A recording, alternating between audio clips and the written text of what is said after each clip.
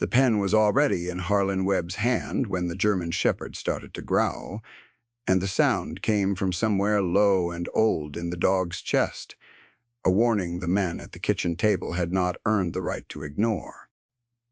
Snow pressed against the windows of the farmhouse in soft gray sheets.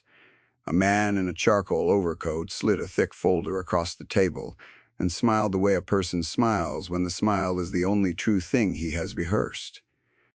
Harlan's hand shook above the signature line. The dog growled again, and this time nobody moved, because the third man at the table, the tall one in the field coat with a leash, looped once around his fist, had gone very still. His name was Marcus Vale, and he had not planned to be in that kitchen. He had come up the county road only to return a wallet, a worn brown billfold a stranger had dropped at the feed store 2 days back, and the address inside had led him here, to 80 acres of frozen pasture and a barn leaning slightly into the wind. He had knocked. A frightened voice had told him to come in, and now he stood inside a moment that did not belong to him, watching an old man's hand hover over a page that would cost him everything. If a story about loyalty, about the quiet courage it takes to protect what cannot protect itself, is the kind of story that stays with you, settle in and watch this one to the end, because what happened on that farm over the following weeks is worth your time. Marcus did not raise his voice. He set the wallet on the counter slow and let the dog's growl fill the silence for him. The shepherd was named Juno, 6 years old, broad through the chest, her coat a deep tan over a black saddle that ran the length of her back, one ear notched from a day Marcus never talked about. She had served 2 tours, reading rooms exactly like this one, and Marcus had learned a long time ago that when Juno fixed on a man and would not look away, the man was worth watching. "You folks all right in here?" Marcus said. It was not a question, and the room knew it. The man in the overcoat recovered first. He had a soft, clean face and hands that had never split a fence rail. "We are fine," he said, smoothing the folder. "Just some paperwork. Mr. Webb and I have an arrangement." Harlan Webb set the pen down. He was 73 years old, thin as a winter reed. With a white stubble he had stopped shaving carefully, and eyes gone pale and watery at the edges. His flannel hung off shoulders that had once carried hay bales 2 at a time. He looked at Marcus the way a drowning man looks at a rope. He is afraid to believe in. He did not speak. He just looked. That look stayed in Marcus's head longer than he expected. "What kind of arrangement?" Marcus said.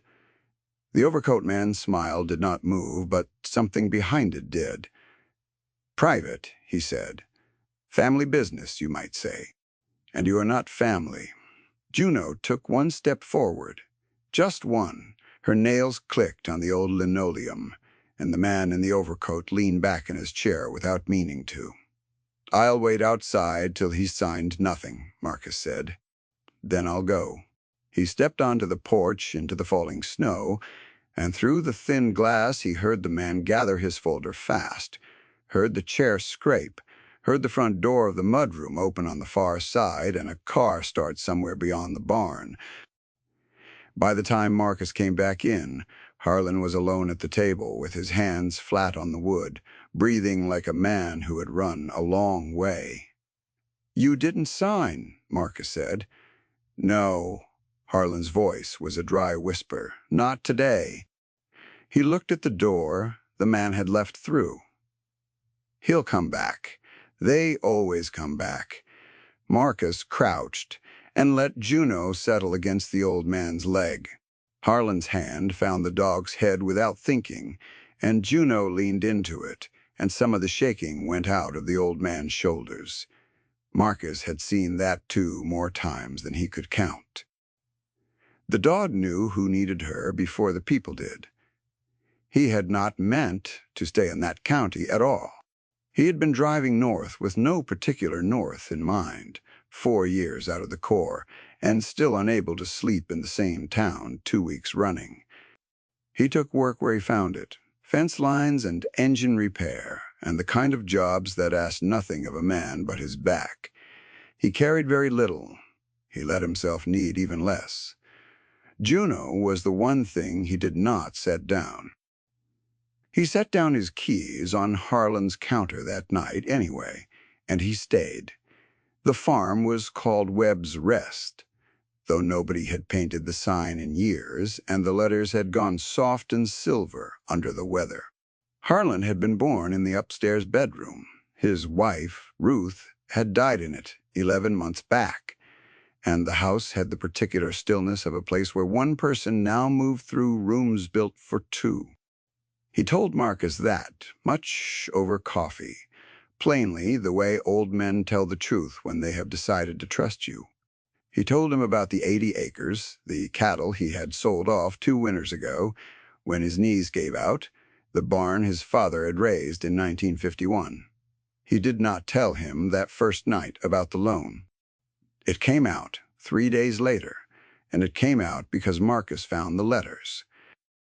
He had offered to clean the gutters, an honest excuse to stay close, and while he hunted for a ladder in the cluttered front office, he found a drawer stuffed with envelopes most unopened, all stamped with the same return address.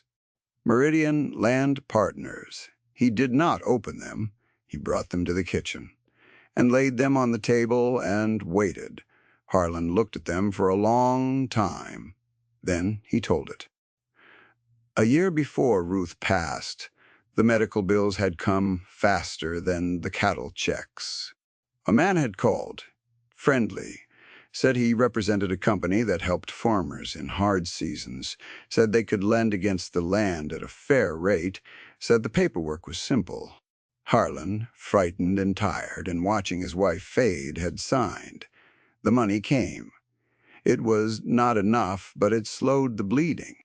And then Ruth died, and the grief took a year of his attention, and when he finally looked up, the friendly company had become Meridian Land Partners, and the fair rate had teeth he had never seen in the dim light of the kitchen. And the simple paperwork said that if he missed 3 payments, the entire 80 acres transferred to them outright, not foreclosure with its slow mercy. Transfer. A clause buried on page 9. "How many have you missed?" Marcus asked. Harlan's jaw worked too, he said. "The third comes due the 15th of next month." Outside, snow continued falling over the pasture. Inside, something in Marcus that had been asleep for 4 years opened one eye. He had seen this before, not the paperwork, but the shape of it. The way the strong arrange the world so the weak would sign their own undoing and call it choice. He had pulled families out of flooded towns and watched men in good coats arrive a week later to buy the ruins cheap. The memory of it sat in him like a stone. He had carried so long he had stopped noticing the weight. Now he noticed. "The man in the overcoat," Marcus said. "What's his name?" "Calls himself Pruitt." Harlan rubbed his thumb across the grain of the table. Said if I signed the new agreement, they'd forgive the missed payments. Said it was a kindness. His mouth twisted. A kindness. Marcus had read enough to know that a kindness offered with a folder and a fast car is never a kindness. He asked if he could keep the letters. Harlan said yes. That night Marcus sat at the kitchen table long after the old man had gone up to bed, and he read every page, and Juno lay across his boots, and the lamp burned yellow against the cold black glass. What he found did not surprise him. What he found made him angry, in the slow, banked way that lasts. The original loan had been legitimate, barely. But the assignment of that loan to Meridian Land Partners had happened only 4 months ago, and the new agreement Pruitt wanted Harlan to sign was not a forgiveness at all. It was a deed in lieu, dressed up in soft words, that would hand the title over immediately in exchange for canceling a debt that was a fraction of the land's worth. 80 acres of bottomland with water rights, worth far more than the $60,000 Harlan owed. Somebody had looked at an old man's grief and done the math. Marcus did not sleep that night. He did not need to. He had spent years learning to be patient in the dark. The next morning he drove into the town of Ashfield, 12 miles down the valley, a main street of brick storefronts and one stoplight. He went to the diner first, because a man learns a town by who pours its coffee. The woman behind the counter was named Dell Caraway. 61, silver hair pinned up with a pencil, hands that had worked since she was 12. She looked at Marcus and then at Juno waiting, patient by the door, and something in her face decided he was all right. "You're the one staying out at Harlan's," she said, setting down coffee he had not ordered. It was not a question either. "Small towns rarely deal in questions for now," Marcus said. Dell wiped the counter that was already clean. "Ruth Webb used to come in every Thursday," she said. "Order the same pie, sat in that booth." She nodded at an empty one by the window. "Harlan hasn't been in since the funeral. We figured he was grieving." She paused. "Is he in trouble?" Marcus considered how much to say. Juno had not growled at Dell. Juno had in fact walked over and sat by her with the loose ease. She only showed people she had cleared. That decided it. "He's in trouble," Marcus said. "The kind that wears a good coat." Dell's hand went still on the rag. "Meridian," she said, and the word came out flat and hard. "They got the Sorrells place last spring, and the Olson boys' orchard. We all thought those were just bad luck." She looked at the empty booth again. "It wasn't bad luck, was it?" "No," Marcus said. "I don't believe it was." He learned, over the next hour, that Meridian Land Partners had quietly taken 4 properties in the valley over 18 months, each one from someone old or sick or buried in medical debt, each one through paperwork no neighbor had thought to question. Dell knew the families. She gave him names. And when Marcus stood to leave, she put a hand on his sleeve. "Whatever you're doing," she said, "you're not doing it alone. You understand me, not in this valley." That hit him harder than he expected. He had spent 4 years making sure no one ever said such a thing to him. He nodded once, because his throat had closed, and walked out into the cold. The work began the way real work always begins, slow and unglamorous. Marcus did not call a lawyer first. He did not call the law. He gathered. He drove to the county recorder's office in the courthouse basement, a low room that smelled of old paper and radiator heat, where a clerk named Wendell sat behind a counter worn smooth by 40 years of hands. Wendell was past 70, with reading glasses pushed up on a bald head and a patience that came from spending a life among other people's documents. Marcus asked for the deed records on every property Dell had named. Wendell did not ask why. He brought the heavy ledgers and the microfilm and a stool, and he left Marcus alone with them, and he refilled the coffee twice without being asked. Marcus laid the records side by side on a reading table under a buzzing fluorescent tube, and the pattern stood up off the page like a track in fresh snow.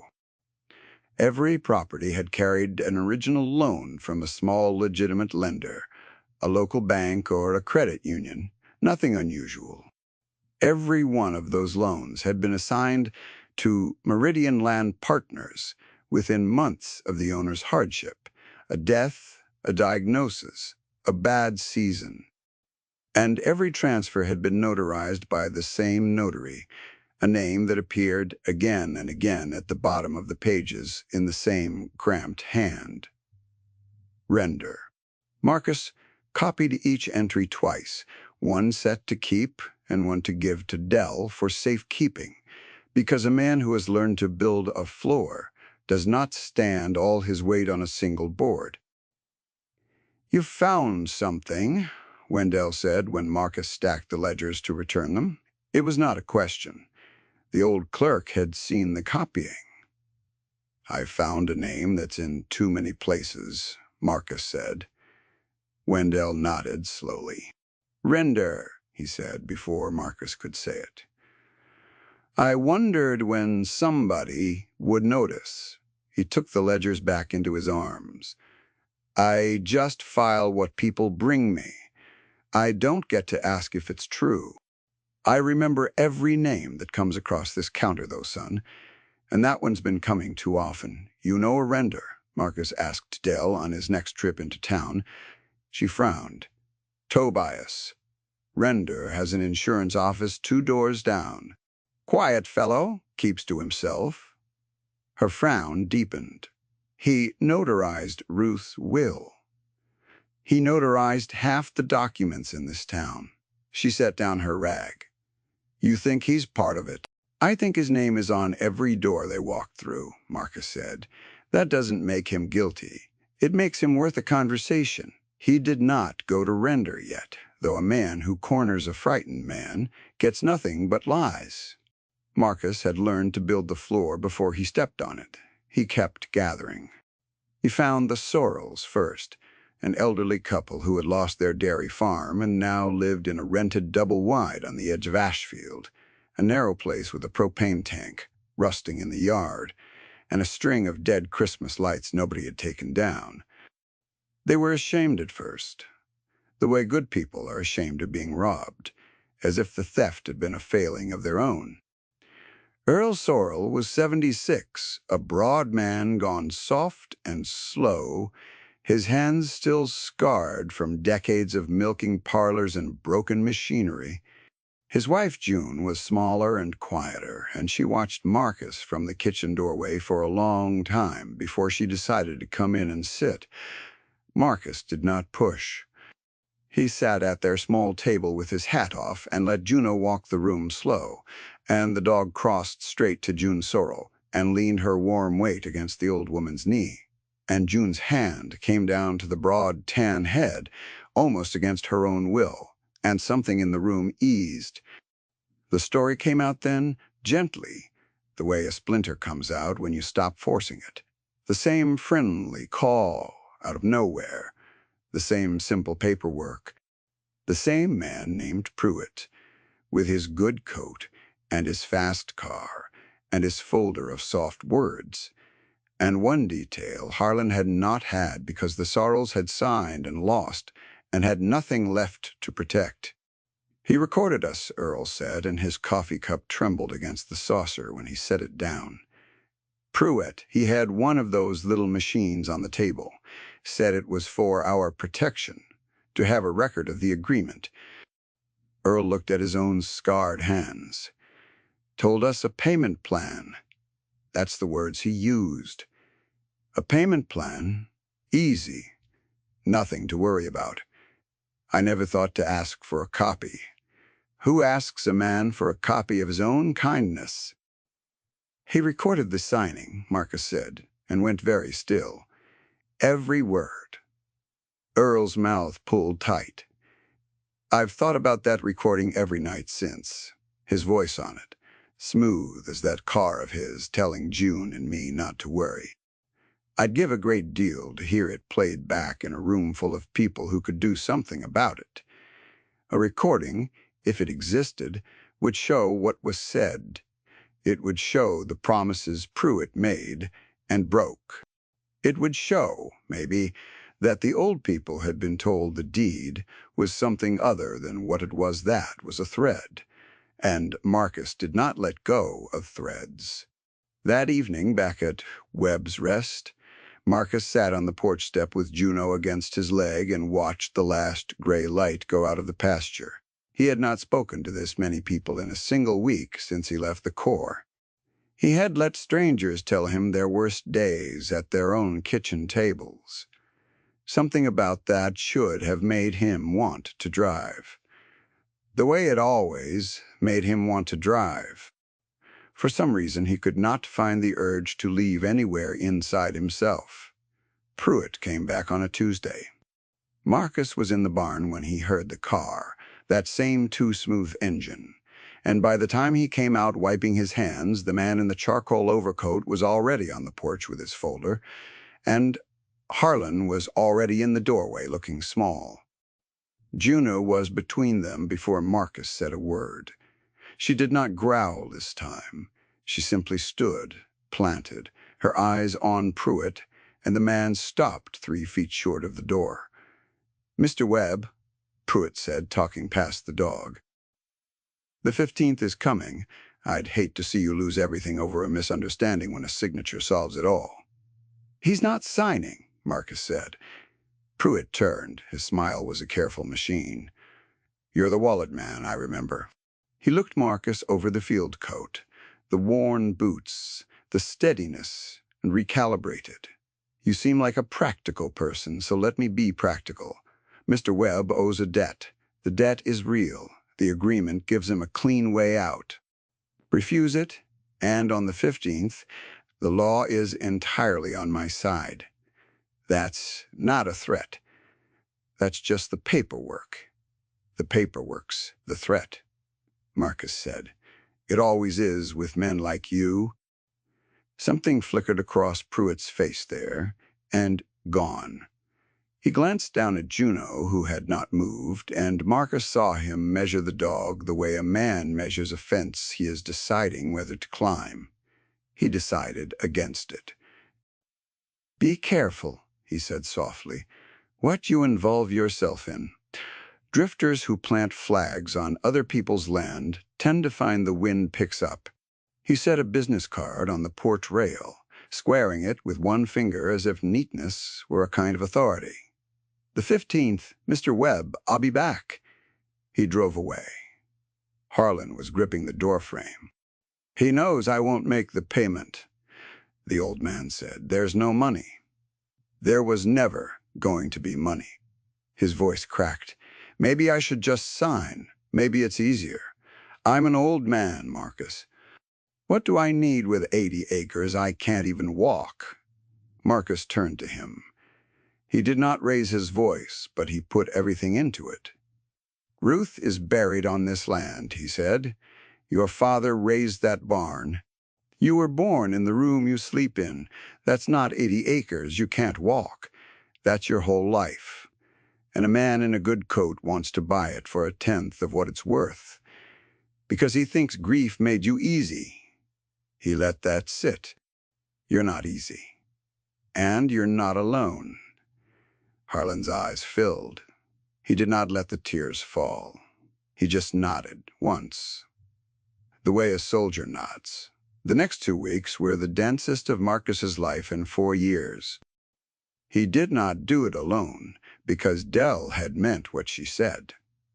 The valley arrived the way the valley does, uninvited and exactly on time. Dell closed the diner an hour early 3 nights running, and spread the deed copies across the booths and ran a finger down the dates while Marcus matched them. And she remembered things the records could not hold. Which family had buried someone the month before they signed, whose husband had been in the county hospital, whose hardship Pruitt had smelled out and circled. "He reads the obituaries," she said once, low and disgusted, tapping a date. "That's how he finds them. He waits for the funeral notices." She did not say anything else for a while. After that, a retired surveyor named Cobb walked the property lines in the cold. 70 years old and bent like a fence post after a hard winter, dry as a husk and twice as stubborn. He paced Harlan's boundary with a tape and an old plat map folded soft as cloth, and he confirmed the thing that made the 80 acres worth so much more than the debt against them. The water rights that ran with the bottomland, senior rights filed back when Harlan's father first broke the ground. "Land with water in this valley is worth 4 times land without," Cobb said, rolling the map back up. "Your Mr. Pruitt didn't pick these farms by accident. He picked the ones with creeks. He spat into the snow. "I surveyed half these places when the men who owned them were young.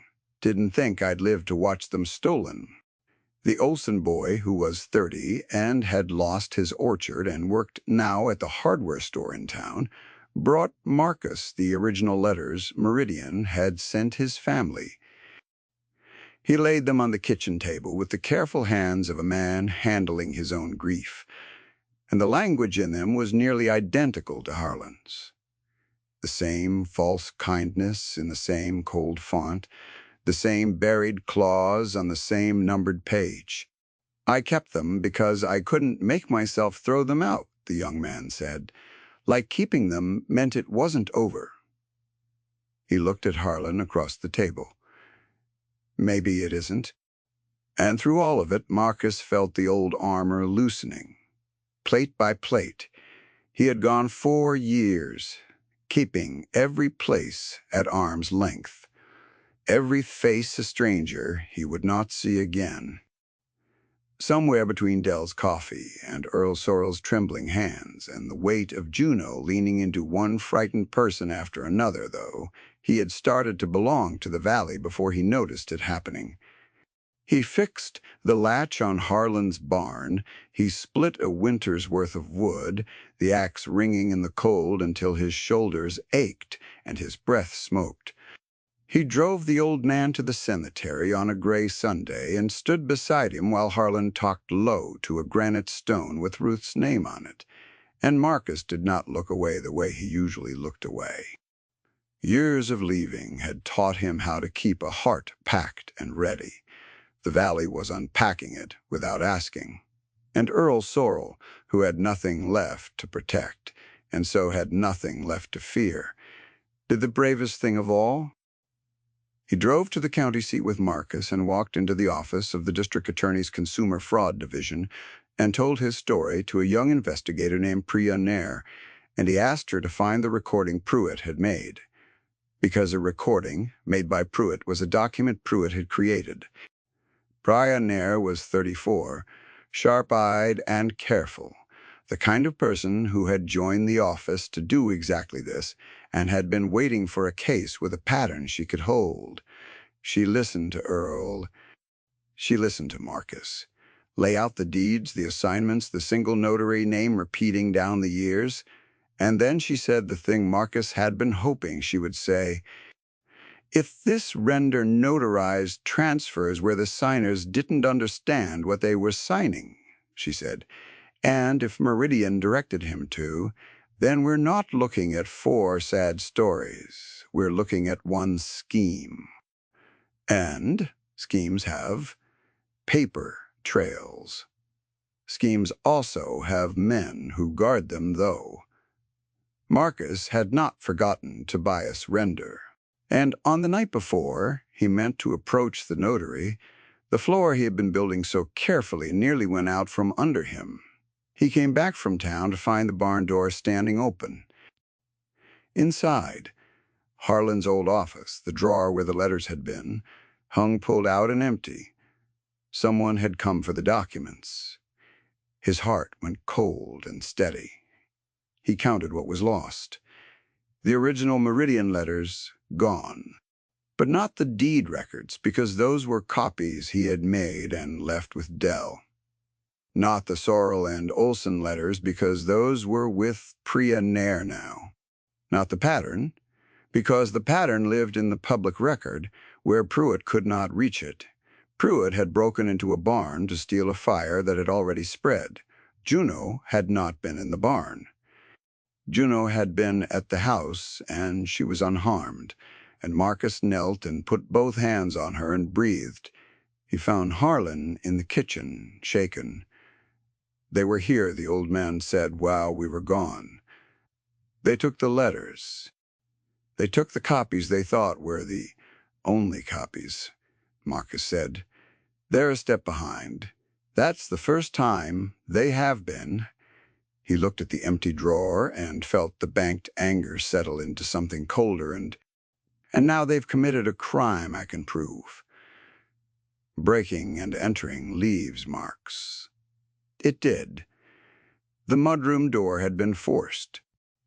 There were boot prints in the snow that did not belong to Marcus or Harlan, and the tread was clear in the frozen mud, and Marcus photographed every one before the weather could take them. He called Priya. She came the next morning with a deputy, and the break-in turned a civil pattern into a criminal one, and it gave her the leverage she needed to pull the assignment records from Meridian under subpoena. That was when the conversation with Tobias Render finally happened, and it did not go the way anyone expected. Render was a small, careful man of 50, with ink-stained fingers and the haunted eyes of a person who has been waiting a long time to be caught. His office was 2 doors down from the diner, a cramped room with a frosted glass door and the smell of old toner. The walls hung with insurance calendars 3 years out of date and a framed certificate, gone yellow in its frame. He did not lie. When Marcus and Priya Nair sat across the desk, surrounded by the filing cabinets of a quiet, failing business, Render looked at them and seemed almost relieved, the way a man looks when a weight he has carried alone is finally about to be shared. "I notarized them," he said. "All of them. Pruitt told me the signers understood. I stamped that they appeared before me and signed willingly." His hands shook on the green blotter, and he pressed them flat to stop it. "Some of them, the old ones, I could see they didn't understand. Mrs. Sorrell asked me twice what a deed in lieu was, and I told her to ask Mr. Pruitt, because it wasn't my job to explain the documents. That's what I told myself. A notary just witnesses a signature." He looked at the wall, at the yellowed certificate. "I told myself a lot of things. My business was dying. Pruitt paid cash for every stamp. A man tells himself anything when the rent is due." "Why are you telling us now?" Priya Nair asked. Render opened a bottom drawer with a small brass key he wore on his watch chain. He took out a thin stack of papers and a small audio recorder, the cheap black kind a man might keep for his own protection, in case the people he worked for ever decided he was the loose end. "Because I kept copies," he said. "Every signing Pruitt brought to me, I recorded my own account afterward, the date, who was there, what I'd watched him say I knew someday." He pushed it all across the desk, the recorder sliding over the blotter and coming to rest exactly between them. "I knew someday someone would come up those stairs, and I wanted to be able to put this in their hand instead of being buried with it.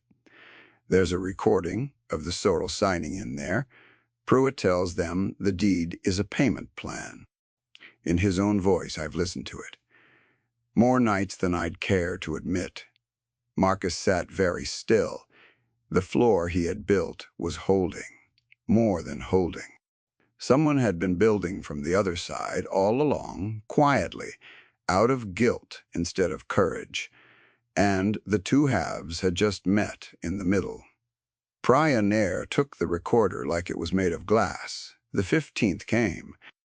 Pruitt arrived at Webb's Rest in the charcoal overcoat with his folder, certain, smiling, ready to collect 80 acres on a clause buried on page 9. He came up the porch steps and found that he was not the only one who had come. The valley was there. Dell had closed the diner. Cobb stood with his surveyor's maps. The Olson boy was there, and Earl Sorrell, who had driven out to look the man in the face one more time. Harlan stood in his own doorway in a clean shirt with his shoulders set, and Juno sat at his side, and Marcus stood just behind. And on the porch, in a county sedan, sat Priya Nair with a deputy and a folder of her own, thicker than Pruitt's. And inside it, the assignment records, the boot print photographs, the matched letters, and the voice of Pruitt himself, promising an old couple a payment plan he knew was a theft. Pruitt stopped at the bottom of the steps. He read the gathering the way Marcus had once read rooms, and Marcus watched the certainty drain out of him. Mr. Webb owes a debt. Pruitt tried, but the words had no floor under them now. Priya Nair stepped out of the car. She did not raise her voice, either. She did not need to. She told him there would be no signing today and no transfer because the assignment of the Webb loan to Meridian was under investigation for fraud, and the deed in lieu agreements he had collected across the valley were being challenged in court, and a notary named Render had given a sworn statement and the recordings to match. She told him the break-in at the Webb barn had left boot prints that matched a tread, and that the law would be asking him about those next. Pruitt did not shout. Men like him rarely do. He looked at the folder in his hands as though it had betrayed him, and then he set it down on the porch rail, very carefully, next to the business card that had been sitting there for 2 weeks. And he said the only honest thing Marcus ever heard him say. "You won't get them all back," he said. "Some of those signatures are final." "Maybe," Priya Nair said. "But you won't take another one. And the ones we can challenge, we will." Starting today, Pruitt left. He drove away down the county road in his too-smooth car, and somewhere up the chain, a company called Meridian Land Partners began the slow business of dissolving, the way such companies do, into new names and old lawyers, because systemic evil is always larger. But the door, this door, on this farm, in this valley, held. It took months. Justice through paperwork is slow, and Marcus stayed for all of it. The recording of the Sorrells signing broke the case open. Render's records gave Priya Nair the pattern in sworn detail. The deed in lieu agreements were unwound one by one in a courtroom in the county seat, and not all of them could be saved. Because Pruitt had told the truth about that, some signatures were final, and some families had moved on past hope. The Sorrells got their dairy farm back, though the Olsen boy got his orchard, the trees still standing, still waiting for spring. And the assignment of Harlan's loan was voided as fraudulent. The original modest debt restructured into payments an old man could actually meet.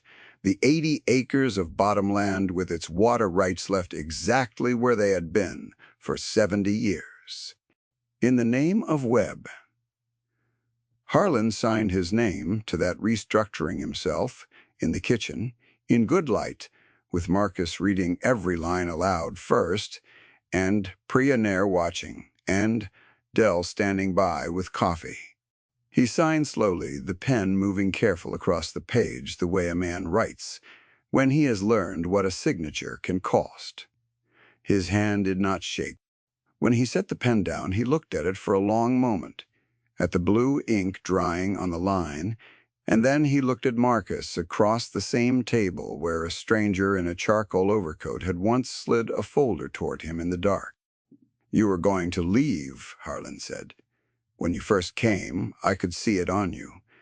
You had one boot out the door the whole time." Marcus did not answer right away. Juno had her head on the old man's knee. Outside, the snow had finally begun to melt, patches of muddy grass showing through the pasture coming back the way it always did. "I was," Marcus said. "And now?" Harlan asked.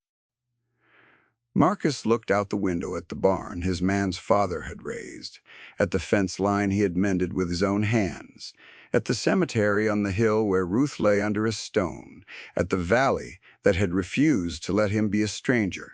He thought about 4 years of roads that led to roads. He thought about how a wallet dropped at a feed store had brought him to a kitchen where a dog growled at exactly the right moment. "I think I'm staying," he said. The words felt strange and true in his mouth, like a language he had stopped speaking and never forgotten. Harlan nodded, and his pale eyes were wet, and he did not try to hide it this time. He reached out and gripped Marcus's forearm with a hand that had once carried 2 hay bales at a time, and the grip still had something in it. Ruth always said this house was too big for two people, the old man said. Turned out, it was just waiting on more. Spring came to Webb's Rest, the way spring always comes to land that has been loved a long time. Slow, and then all at once. Marcus repainted the old sign, the letters sharp and white, again the brush slow and steady in his hand. On a warm afternoon while Juno watched from the grass, he and Cobb walked new fence. Dell brought pie out on Thursdays and sat in the kitchen and told Harlan about Ruth's old booth, and the old man laughed, actually laughed, a rusty sound that surprised them both. Earl Sorrel came to sit on the porch and watch the cattle Harlan bought back with the spring. 3 had to start, because a farm should have something living on it. And Juno, who had read the room right on the worst night of an old man's life, took to lying in the porch sun with her chin on the warm boards, lifting her head only when a car came up the county road, and settling again when it was a friend. She had stopped watching the door for danger. There was no danger left to watch for. There was only the valley and the work, and the people who had found each other across one frozen winter, and the long, quiet evenings of a man who had finally set his keys down for good. Marcus had spent 4 years believing he carried nothing because he needed nothing. He had been wrong about that. What he had carried, all those roads, all those towns, was the weight of every place he would not let himself love. Webb's Rest took that weight off him, one mended fence and one shared cup of coffee at a time, and he let it, and he was lighter for it, and he was home. If you have ever wondered whether the small thing you do for a stranger matters, whether returning a dropped wallet or sitting with someone afraid can change anything in a world that so often rewards the men in good coats, let this story be your answer. Goodness is patient. It shows up with tools and food, and a dog that knows your heart before you do. It stays when staying is hard, and in the end it is stronger than any clause buried on page 9, because the men who steal with paper are always fewer than the people who will stand on a porch in the cold to say no.